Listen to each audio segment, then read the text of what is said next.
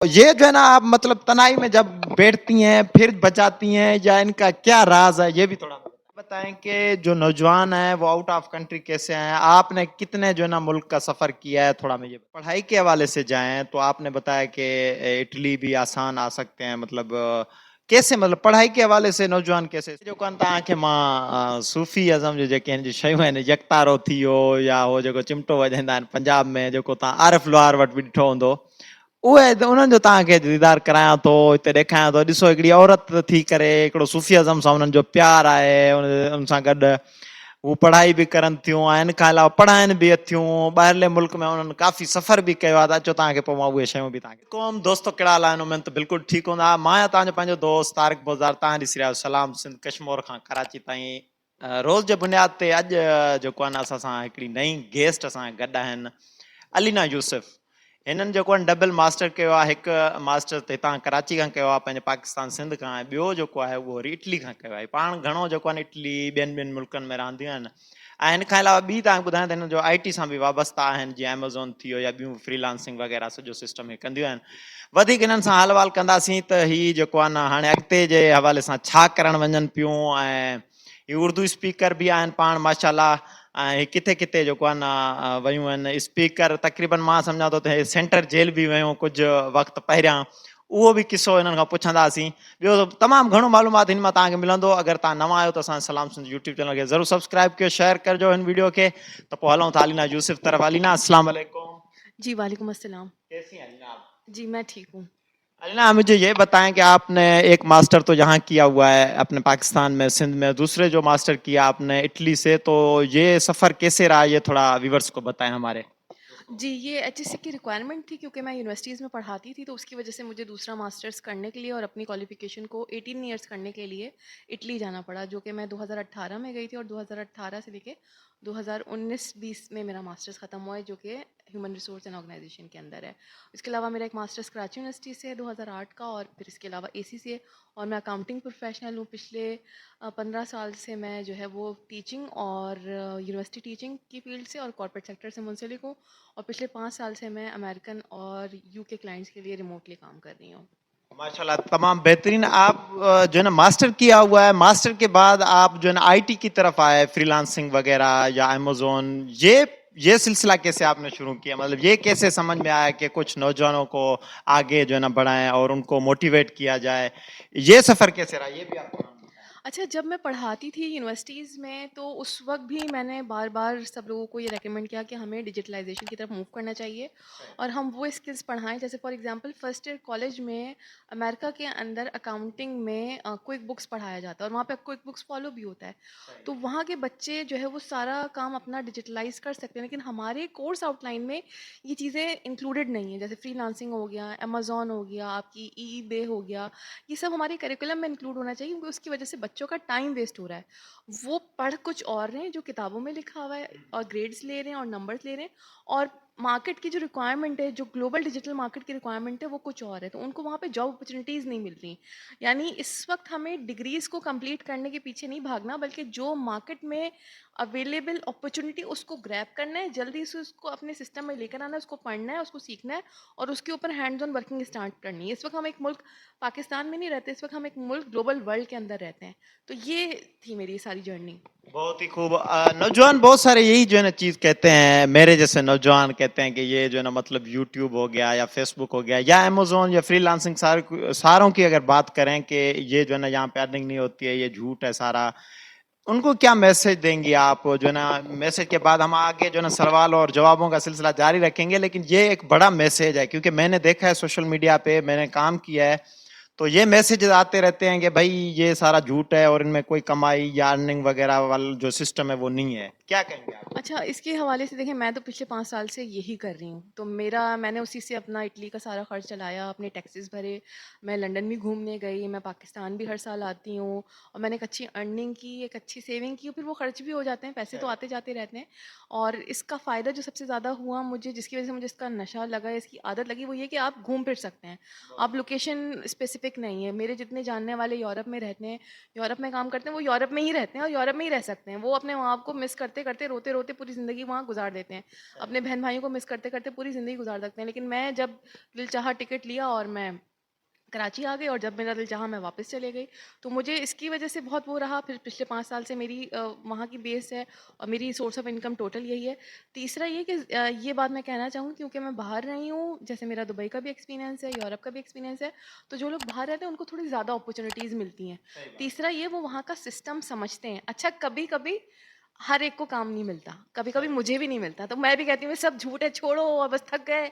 लेकिन वो फिर क्या करें, पिछले 5 साल से तो मिला है और मैंने तो तकरीबन 1 लाख से ऊपर डॉलर्स कमाए हैं और वो मेरे पास प्रूफ भी हैं उसके और मेरे बैंक में भी आए हैं और मैंने खर्चा भी किया है, मैं घूमी फिरी भी हूँ।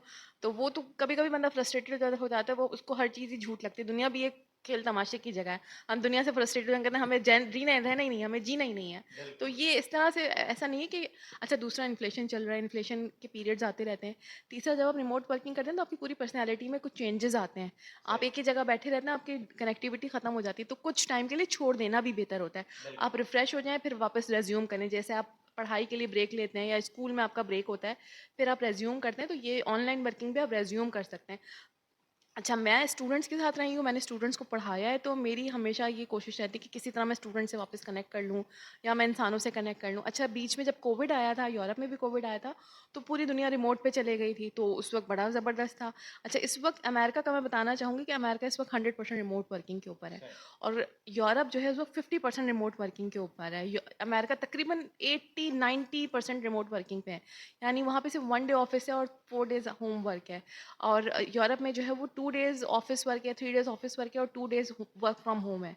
उसका फ़ायदा बहुत है, जब मैं पाकिस्तान आके मैंने देखी ये बात कि पाकिस्तान में ज़्यादातर लोग फ़िज़िकल वर्किंग कर रहे हैं। क्योंकि यहाँ के बच्चे ये कहते हैं, यहाँ के टीचर्स ये कहते हैं, यहाँ का ऑफ़िस स्टाफ ये कहता है कि यहाँ के लोगों का फ़ोकस नहीं है, यहाँ के लोगों को काम भेजो या यहाँ के लोगों को लेक्चर्स बना के भेजो, तो वो रिस्पॉन्ड बैक सही से नहीं करते, हमें रिज़ल्ट्स नहीं मिल रहे तो हम मजबूर हैं।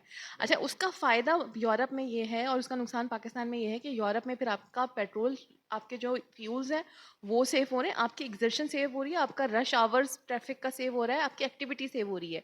पाकिस्तान में वो सारे खर्चे हो रहे हैं, तो पाकिस्तान में लोगों को फोकस करना पड़ेगा, इसको सीखना पड़ेगा क्योंकि हम भी बहुत तेज़ी से महंगाई को फेस कर रहे हैं और हम भी बहुत तेज़ी से प्राइस इंक्रीज को फेस कर रहे हैं और हमें इसको अडॉप्ट करना होगा जल्दी। बिल्कुल। अरे ना एक चीज़ जो है ना यहाँ पे बहुत ही बातें सुनने में आई हैं नौजवानों से। नौजवान ये कहते हैं कि इस जदीद आर्टिफ़िशियल दौर में लोग तो जो है ना भाषा दे देते हैं कि भई अमेज़न पे काम करो या मसलन फ्रीलांसिंग वगैरह जो ये यूट्यूब वगैरह करें क्या आखिर? मतलब कौन-सी चीज़ है जो कि हमें आगे मंज़िल तक पहुँचा सकती है? आप क्या मैसेज देंगी? मतलब क्या कहेंगी कि भई ये काम करें, आप इससे जो है ना अच्छी खासी जो है ना अर्निंग भी कर सकते हैं, आप अपनी जो पढ़ाई है उसको भी आप आगे कर सकते हैं। क्या कहेंगी ये इस देखिए, इसमें सबका ना अलग-अलग एक्सपीरियंस होता है। अगर आप मुझसे पूछें, मुझे दुबई में एक लड़का मिला था, मेरा कोलीग था, वो अपवर्क पे जैसे काम करता था, तो उसने मुझे एक दिन उसने मिलने आना था, उसने मुझे अपवर्क की तस्वीर खींच के भेजी कि मैं तो प्रोजेक्ट कर रहा हूँ। अच्छा, मैंने उससे कई दफ़ा पूछा कि प्लीज़ मुझे गाइड करो, तो वो मुझे गाइड नहीं करता था, उसने जान के मुझसे सब छुपाया। अच्छा, मैंने अपना अकाउंट बनाया और मुझे भी 1.5 साल तक काम नहीं मिला, ना ही दुबई में और ना ही इटली में। देखिए, उसके फिर फ़ायदे होते हैं। दुबई में मैंने डिफरेंट और चीज़ें की और इटली में मुझे एक रेस्टोरेंट का काम मिला और उसका फ़ायदा ये हुआ कि मेरी पूरी इटली में जो मेरा शहर था उसमें मेरी कम्युनिटी से बहुत ज़्यादा दोस्ती हो गई। मेरे जितने ताल्लुकात हैं वहीं से मिले, तो अच्छा हुआ कि मुझे काम नहीं मिला। उसके बाद मैं अप्लाई करती थी लेकिन मुझे कभी ऑफ़र नहीं आती, फिर मुझे एक छोटी-सी ऑफ़र आई $30 की, मैंने वो करके दी। उसके बाद मुझे ये लगता था कि नहीं ऐसा कुछ नहीं होता। फिर मुझे एक अमेरिका की कंपनी ने हायर किया। मैं बहुत ये कहें कि मैंने बहुत दुआएँ माँगी और मैं वापस निकल रही थी। एक कुदरती तौर पे भी होता है कि अल्लाह ताला आपका रिज़्क लगाते हैं और मैंने कोई दुआ भी पढ़ी थी शायद, उसकी वजह से मुझे नहीं मालूम। और फिर मेरा एक बहुत ज़बरदस्त एक सीएफओ था, उसने संडे के दिन मेरा बैठ के इंटरव्यू किया। मैं खुद बड़ी हैरान हुई। फिर उन लोगों ने मेरी ट्रेनिंग की और फिर उसके बाद मेरी एक पूरी फुल सैलरी हर वीक आती थी। तो मेरी मंथली सैलरी आना शुरू हो गया and I was super happy. वहाँ पे लोग जो इंटर्नशिप के लिए रो रहे थे और इंटर्नशिप में वहाँ पे स्टाइपेंड बहुत कम मिलता है, 600 700-800। और मैं दुबई से एक अच्छी जॉब छोड़ के गई थी चंद हज़ार डॉलर की, तो मुझे जो है वो बड़ा ज़बरदस्त लगा। उसके बाद मुझे 3-4 महीने में एक और क्लाइंट मिल गया, फिर एक और मिल गया, तो फिर मुझे यकीन आ गया, वरना पहले तो मुझे भी यकीन नहीं आता था। मुझे सोशल मीडिया बिल्कुल मुश्किल लगता है, जैसे फेसबुक हो गया, यूट्यूब हो गया, और वो मैंने करने की कोशिश की लेकिन मुझे मुश्किल लगी। लेकिन मैं आपसे मिली हूँ तो आपके अंदर सोशल मीडिया की स्किल्स हैं, आप उससे कमाते हैं, आपका कुछ और एक्सपीरियंस है। जो चीज़ मैं मेरे लिए मिनटों की बात है वो आपके लिए मुश्किल है, जो आपके लिए मिनटों की बात है वो मेरे लिए बहुत मुश्किल है। मैं आई, आपने मेरी वीडियो एडिट करके भी लगा दी, 1 घंटे का इंटरव्यू कर लिया।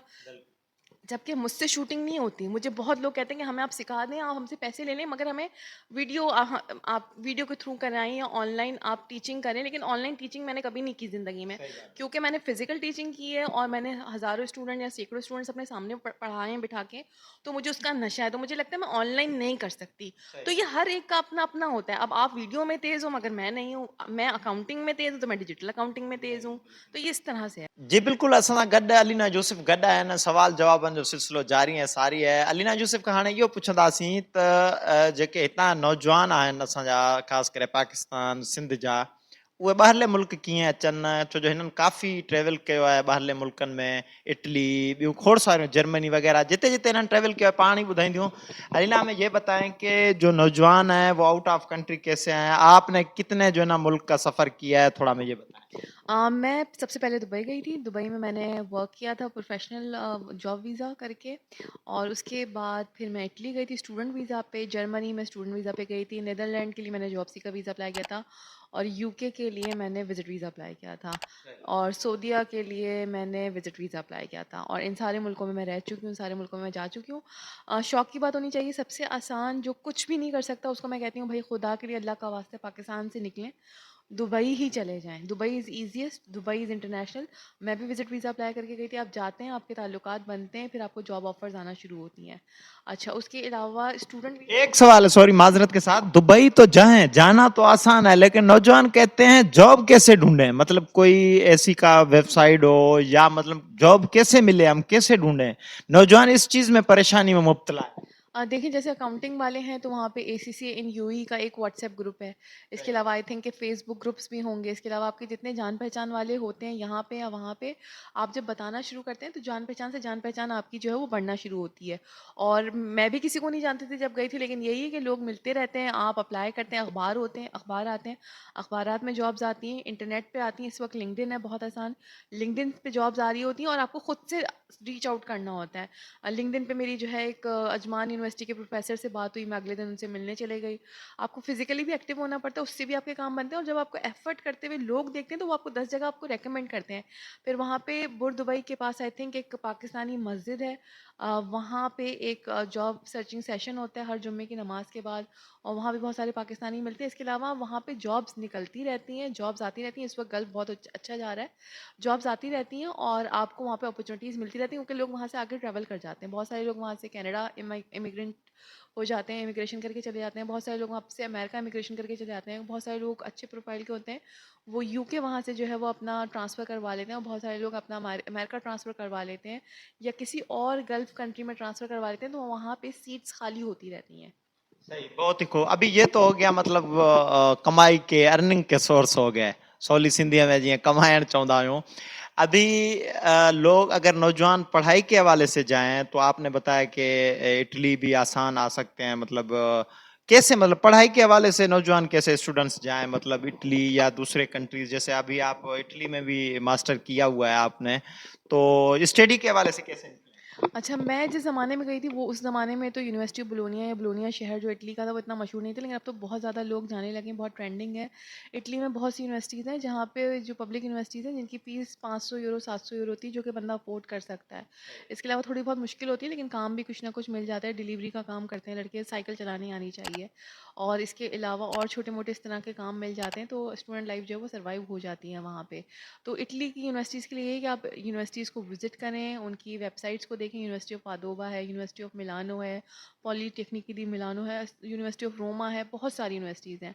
उनको सर्च करें, वहाँ के स्टूडेंट्स को ढूँढें फेसबुक वगैरह पर। फेसबुक ग्रुप्स हैं Pakistani community in Italy, Pakistani students in Italy, students in Bologna, जो इटालियन लोगों के ग्रुप्स हैं या इंटरनेशनल लोगों के ग्रुप्स हैं।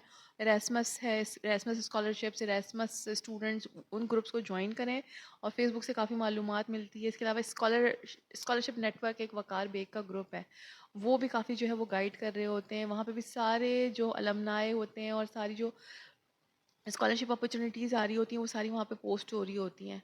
तो ये सारे रिसोर्सेज हैं। इसके अलावा यूनिवर्सिटी के एडमिशन काउंसलर को ईमेल करें, कंसल्टेंट्स के पास जाएँ, उनसे भी थोड़ी इन्फॉर्मेशन मिल जाती है। कोई सीनियर स्टूडेंट आपको आइल्स की क्लास में मिल जाए, उससे जीआरई करें, आइल्स करें, जीमैट करें। आइल्स जो सबसे ज़्यादा दरवाज़ा मैंने सुना है कि खोलता है वो आइल्स है। मैंने तो नहीं किया आइल्स अभी तक, और ना मैंने उस वक्त मुझे ज़रूरत पड़ी थी। मैंने इटालियन लैंग्वेज की हुई थी Karachi university area study centre for Europe से, तो उसकी वजह से शायद मुझे आसानी हुई, और मुझे शायद इटली का शौक था, इटली के लोग मुझे पसंद थे, तो मेरे लिए वो ज़्यादा फिजिबल था। लेकिन ये कि इंग्लिश स्पीकिंग कंट्रीज़ में या कहीं भी जाने के लिए ये होता है कि आइल्स आपका दरवाज़ा खुलता है, लेकिन ज़रूरी नहीं है। मुझे आराम से मेरा हो गया था विदाउट आइल्स, तो मैं उसमें चली गई थी। लेकिन ये कि उसमें फिर आपको एक ग्रुप ऑफ लोग मिलते हैं, आइल्स के दफ्तर में आपको बहुत सारे लोग मिल जाते हैं। अब मैं जब पूछने मालूमात करने गई थी, तो वहाँ पे मुझे कोई साहब मिल गए, किसी ना किसी कंसल्टेंट का पता चलता है, आइल्स के टीचर का पता चलता है, टेक्निक्स का पता चलता है, यूनिवर्सिटीज़ का पता चलता है, नए जो जगहें आ रही हैं। अभी मेरे एक जानने वाले हैं, वो आइल ऑफ मान में उनकी शादी हुई है, वहाँ पे भी यूनिवर्सिटीज़ है। वो यूके से एक लगता हुआ आइलैंड है, तो यूके वाले उनका वीज़ा देते हैं, लेकिन उनकी करेंसी भी कुछ और है, उनके थोड़े रूल्स रेगुलेशन शायद ईजी होंगे, जॉब अपॉर्चुनिटीज़ भी शायद यूके से थोड़ी ज़्यादा होंगी, क्योंकि यूके मशहूर है, तो यूके में रश बहुत होता है। तो ये सारी जगहें इस तरह से करके आप टेक्निक्स अप्लाई करके और फिर किसी ऐसी जगह पे भी जा सकते हैं जो बहुत फेमस ना हो, क्योंकि फेमस जगह पे कंपटीशन होगा। लंदन हर एक को जाना है, मैनचेस्टर हर एक को जाना है, बिर्मिंघम हर एक को जाना है, लेकिन आइल ऑफ मान में हर एक को नहीं मालूम, तो वहाँ आप सर्चिंग कर सकते हैं। तो आप यूनिवर्सिटीज़ को सर्च करें, उनके एडमिशन काउंसलर से बात करें। एक और मशवरा मैं देना चाहूँगी, हमारे जो स्टूडेंट्स हैं वो यूनिवर्सिटीज़ को रीच करें। स्टूडेंट्स के जो यूनिवर्सिटीज़ के जो एडमिशन काउंसलर हैं उनको ईमेल करें। ईमेल पे अगर वो आपको जवाब ना दें एक दिन में, तो आप उनको कॉल कर सकते हैं। और इस बात में पूछने में शर्माएं ना। वहाँ पे जो स्टूडेंट काउंसलर्स बैठे हुए हैं ना, उनको तनख्वाह जो मिलती है वो आपको गाइड करने की, आपको असिस्टेंस प्रोवाइड करने की करती है मिलती है। आप 10 क्वेश्चंस भी करेंगे ना, तो वो आपके 10 क्वेश्चंस के जवाब देंगे, लेकिन एक ही क्वेश्चन बार बार ना करें। ऐसा ना करें कि वो उन्हें जिद आ जाए लेकिन कभी आई नहीं। इटली के लोग तो बहुत अच्छे होते हैं। इटली यूनिवर्सिटीज़ को तो मैंने पता नहीं 500 ईमेल कर दिए होंगे अपने जाने से पहले, और मैंने एडमिशन भी 10 दफ़ा लिया, और फिर मैं नहीं जा सकी, फिर मैं अगले साल, और ये हुआ, बहुत कुछ हुआ बीच में। लेकिन ये कि वो जवाब देते हैं। जर्मन थोड़ा मुश्किल से जवाब देते हैं, मगर वो भी जवाब देते हैं। नीदरलैंड वाले वो भी जवाब देते हैं ईमेल्स पे। ईमेल पे कोई जवाब ना दे तो आप उसको कॉल करें। आप थोड़ा सा बैलेंस डाल के इंटरनेशनल कोई पैकेज लेके उनको कॉल करें। आप जब कॉल करते हैं, दे दे अवेयर कि आप, उनको एहसास होता है कि आप सीरियस हैं, दे इट क्यों सीरियसली। दूसरा जो प्रोग्राम है उसको स्टडी करें। उसको स्टडी करके उसके हिसाब से अपना जो आपने मोटिवेशन लेटर बनाना है वो लिखें। प्रोग्राम का जो प्रोफेसर है उसको डायरेक्ट ईमेल करके उससे अपनी सीवी शेयर करें, अपना प्रोफाइल शेयर करके पूछें क्या मेरा एडमिशन हो सकता है। नहीं, 50% आपको वहाँ पे अंदाज़ा हो जाएगा।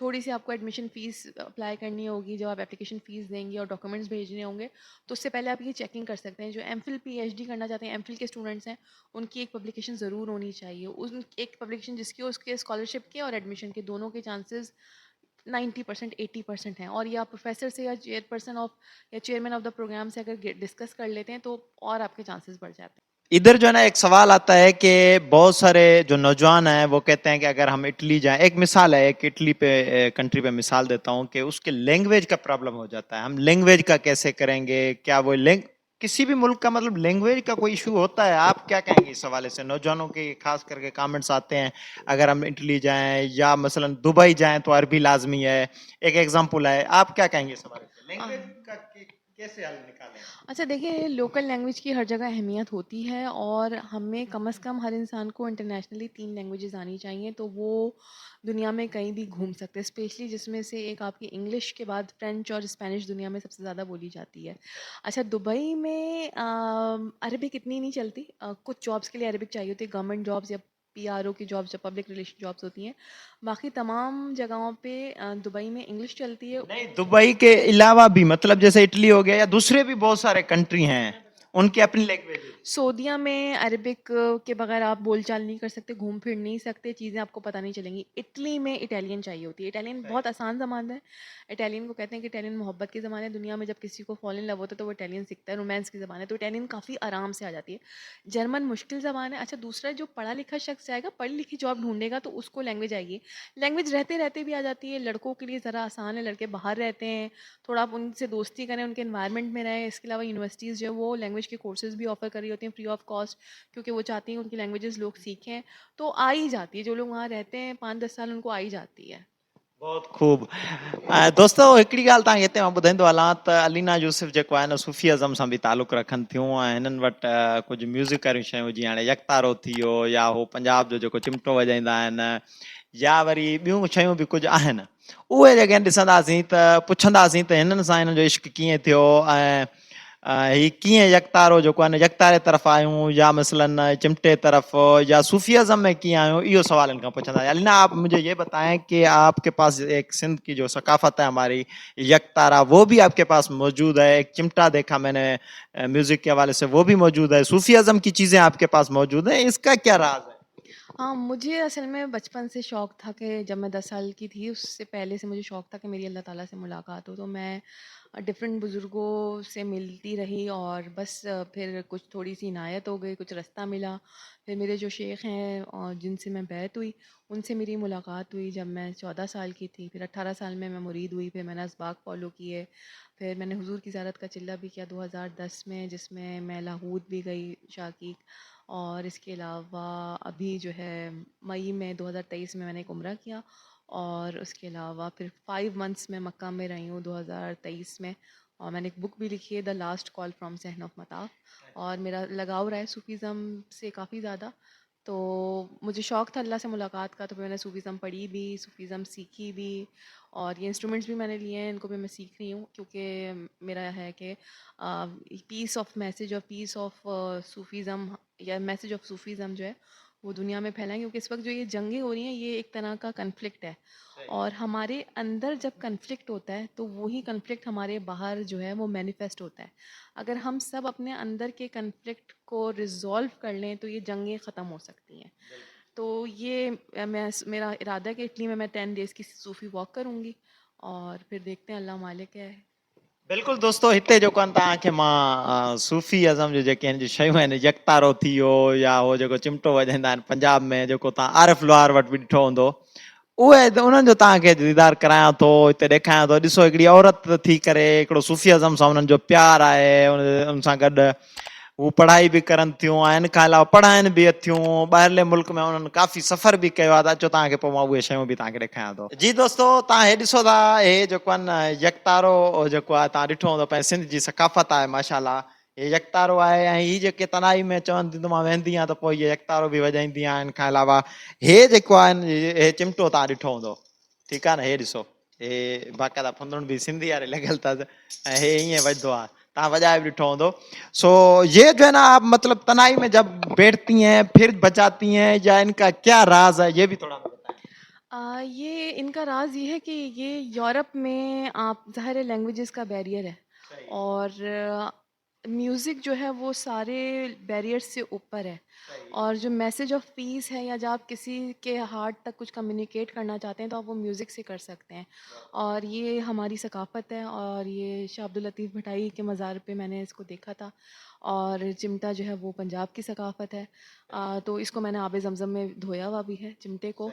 तो बस मेरा ये है कि जब मैं ये पढ़ूँ तो एक ज़िक्र जारी हो जाए और एक जो दुनिया में इतनी जंगें हो रही हैं और जो इतनी लड़ाइयाँ हैं और इतनी नफ़रतें फैल रही हैं, तो क्यों ना हम मोहब्बत का म्यूज़िक बजाएं और पीस का म्यूज़िक बजाएं। बहुत ही खूब। ये जो है ना यकतारा अभी आपके हाथ में हो, लास्ट में एक चीज में सवाल मेरे जहन में आया है कि आप पाकिस्तान की सियासत को क्या देखती हैं, मतलब क्या सियासत के साथ आपका कोई इंटरेस्ट है या मतलब या आप सियासत को कैसे देख रही हैं, पाकिस्तान के हालात को कैसे देख रहे हैं, इस हवाले से अच्छा, पाकिस्तान की सियासत जो है वो बाहर की सियासत से फ़र्क है। अच्छा अच्छा, पाकिस्तान के हालात के हवाले से मैं ये कहना चाहूँगी कि आप लोग वो खुशनसीब मुल्क हैं कि आपके पास साढ़े 12 करोड़ नौजवान मौजूद हैं। जबकि अगर हम अपना मुकाबला यूरोप से करें तो वहाँ पे तो फर्टिलिटी रेट जो है वो नेगेटिव में जा रहा है। वहाँ पे 100 लोग मरते हैं तो 30 बच्चे पैदा होते हैं। तो आपके पास सबसे बड़ा जो आपका हथियार है वो आपके नौजवान हैं, अगर आप उन्हें सही डायरेक्शन दे दें। और मुझे ये भी लगता है कि आपके जो नौजवान हैं वो फ्यूचर लीडरशिप में खड़े हुए हैं दुनिया में ग्लोबली, क्योंकि उनकी जगह पूरी दुनिया में खाली होती जा रही है। जैसे फॉर एग्जांपल पहले आपके पास कैनेडियन पार्लियामेंट में कैनेडी पाकिस्तानी कैनेडियन थे, फिर आपके पास ब्रिटिश पार्लियामेंट में पाकिस्तानी ब्रिटिश पॉलिटिशियंस थे, अब आपके पास इटली में, जर्मनी में पाकिस्तानी इटालियन पॉलिटिशियंस हैं, पाकिस्तानी जर्मन पॉलिटिशियन हैं। इसी तरह आपकी पूरी दुनिया में जगह खाली होती जा रही है लीडरशिप में। हाँ, लीडरशिप कुर्बानी से स्टार्ट होती है, तकलीफ से स्टार्ट होती है, आपको बहुत सारे सेक्रीफाइसेस करने पड़ते हैं, लेकिन दुनिया जो है वो अपने मसाइल के हल के लिए आपकी तरफ देख रही है और उन मसाइल का हल हमारे पास है। बहुत ही खूब अलीना यूसुफ असां सां गॾु हुयूं माशाल्लाह ऐं हिननि इंटरव्यू ॾिनो ऐं तमामु बहितरीन ॻाल्हियूं कयूं नौजवाननि लाइ ऐं तमामु हिकिड़ो मैसेज बि ॾींदियूं आख़िर में इंशाअल्लाह ताला। ऐं हुन सां गॾो गॾु हिकिड़ी वरी बि तव्हांखे ॻाल्हि ॿुधायां त यकतारो ऐं जेको चिमटो ऐं म्यूज़िक वारी शयुनि सां हिननि खे प्यारु आहे। ॾिसो केतिरो म्यूज़िक वारी प्यारु आहे। ॾिसो हीअ पाण उर्दू स्पीकिंग आहिनि, माना हू माना ॻाल्हाईंदड़ उर्दू ॻाल्हाईंदड़ आहिनि, पोइ बि ॾिसो यकतारे सां इश्क, लतीफ़ जे तार सां इश्क आहिनि जो यह एक बड़ी गाल है। अलीना, लास्ट में आप क्या मैसेज देंगी सिंध के नौजवानों को, पाकिस्तान के नौजवानों को, क्या मैसेज है आपका? मेहनत करें, पढ़ें लिखें, आगे बढ़ें, दुनिया का एक्सपोजर लें, जितनी जल्दी हो सके 16 साल की उम्र में, 18 साल की उम्र में बाहर मुल्क से निकलें ताकि आपका दिमाग खुले। इल्म सिर्फ किताबों में नहीं होता, ग्रेड्स के पीछे और डिग्रीज के पीछे भागने का कोई फ़ायदा नहीं है।